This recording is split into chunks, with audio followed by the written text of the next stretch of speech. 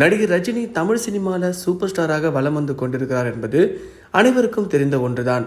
இவர் தற்பொழுது 73 வயதை கடந்துள்ளார் என்றும் கதாநாயகனாக சினிமாவில் நடித்துட்டு வராரு. இவர் தற்பொழுது அடுத்தபடியாக வேட்டையன் என்ற திரைப்படத்தில் நடித்து வருகிறார். அடுத்தபடியாக இயக்குனர் லோகேஷ் கனகராஜ் இயக்கத்தில் கூலி என்ற திரைப்படத்திலும் நடிக்கப் போவதாக தெரிவிச்சிருக்கிறார். மேலும் 80களில் ரஜினி தமிழ் சினிமாவில் முன்னணி நடிகராக வலம் வந்து கொண்டிருந்தார். அப்பொழுது வெளியான திரைப்படம் தான் பில்லா. இந்த திரைப்படம் ஒரு சூப்பர் ஹிட் படமாகும். இந்த திரைப்படத்தின் முதல்ல நடிகை ஜெயலலிதாவை தான் கதாநாயகன் நடிக்க கேட்டிருக்காங்க. ஜெயலலிதா சினிமாவில் ஒதுங்கி இருந்த காலம் என்பதனால அவங்களால அந்த படத்தில் நடிக்க வேணாம்னு சொல்லியிருக்காங்க. அண்ட் அந்த வாய்ப்பை வேண்டாம்னு சொல்லிவிட்டதாக கூறப்படுது. அதன் பிறகுதான் நடிகை ஸ்ரீபிரியா இந்த கதாபாத்திரம் நடிச்சிருக்காங்க. இந்த தகவலை ஒரு கடிதத்தில் ஜெயலலிதா அவர்களே எழுதியிருக்காங்க.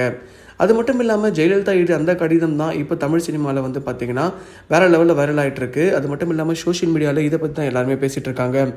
1980களில் ரஜினி சாருக்கு எந்த அளவுக்கு மவுஸ் இருந்ததோ